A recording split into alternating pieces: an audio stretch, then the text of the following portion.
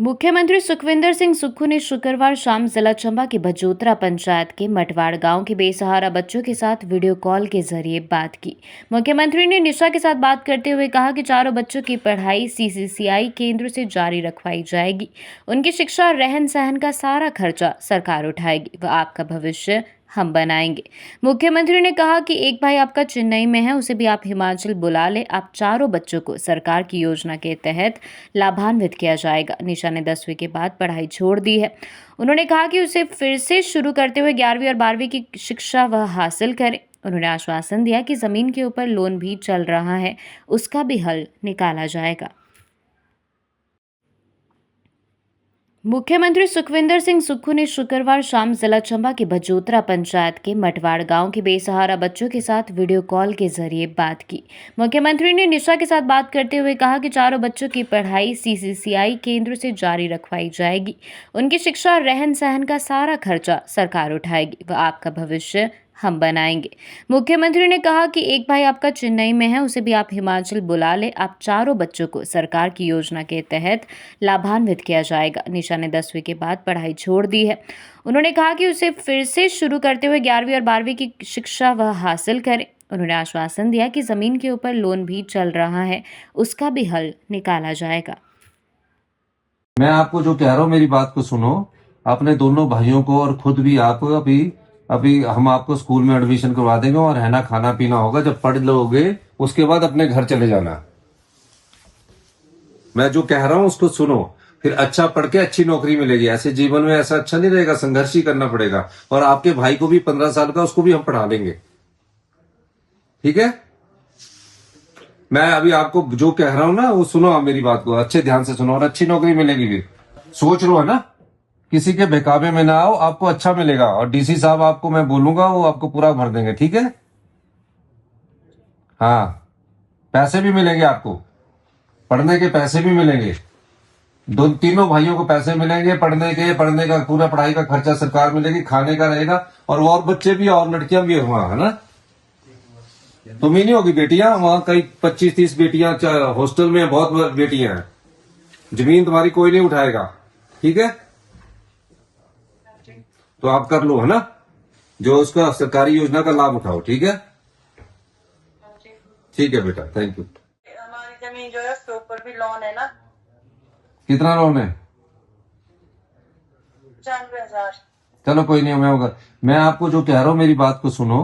अपने दोनों भाइयों को और खुद भी आप अभी हम आपको स्कूल में एडमिशन करवा देंगे और रहना खाना पीना होगा। जब पढ़ लोगे उसके बाद अपने घर चले जाना। मैं जो कह रहा हूँ उसको सुनो, फिर अच्छा पढ़ के अच्छी नौकरी मिलेगी। ऐसे जीवन में ऐसा अच्छा नहीं रहेगा, संघर्ष ही करना पड़ेगा। और आपके भाई को भी 15 साल का, उसको भी हम पढ़ा लेंगे, ठीक है। मैं अभी आपको जो कह रहा हूँ ना वो सुनो, आप मेरी बात को अच्छे ध्यान से सुनो और अच्छी नौकरी मिलेगी। फिर सोच लो है ना, किसी के बहकावे में ना आओ, आपको अच्छा मिलेगा। और डीसी साहब आपको मैं बोलूंगा, वो आपको पूरा भर देंगे, ठीक है। हाँ, पैसे भी मिलेंगे आपको, पढ़ने के पैसे भी मिलेंगे। तीनों भाइयों को पैसे मिलेंगे पढ़ने का पूरा पढ़ाई का खर्चा सरकार मिलेगी, खाने का रहेगा। और बच्चे भी और लड़कियां भी वहां, है ना। तुम ही नहीं होगी बेटियां, वहां कई 25-30 बेटियां हॉस्टल में बहुत बेटियां हैं। जमीन तुम्हारी कोई नहीं उठाएगा, ठीक है। तो आप कर लो, है ना, जो उसका सरकारी योजना का लाभ उठाओ, ठीक है। ठीक है बेटा, थैंक यू। हेलो, नमस्ते सर। नमस्कार बेटा, ठीक हो? हाँ जी ठीक हूँ। कौन सी क्लास में पढ़ती हो बेटा? मैंने 10वीं के बाद स्कूल छोड़ दिया है। क्यों? अपने भाइयों को संभालना था, इतने तो ऐसा करो ना, अपने भाई बच्चों को हम सारी पढ़ाई का खर्चा देंगे, तुम भी पढ़ो। अच्छा, कितनी उम्र हुई तुम्हारी? मेरी 18 साल। तो बेटा अभी पढ़ो आप, है ना, +1 +2 करो। मम्मी छोड़ के चले गए आपके? मम्मी, हाँ जी। पापा नहीं है? नहीं, पापा की 2021 में डेथ हो गई है। तो आपको अब क्या समस्या है बेटा?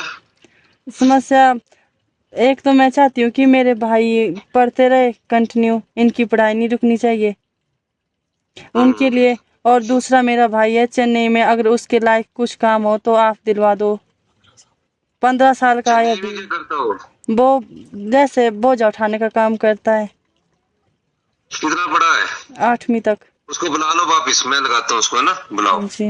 बच्चों को हम अभी सीसीआई हॉस्टल में रखना है, दोनों को, तुम तीनों को। नहीं, दूर नहीं भेजना चाहती ना, इधर ही पढ़ाऊंगी इनको। आपसे तुम भी उसमें जाओगे साथ ही, अच्छा रहेगा, अब जिंदगी मैं बन जाओगी, 2 साल की बात है। और एक बात और, हमारी जमीन जो है उसके ऊपर भी लोन है ना। कितना लोन है? 95,000।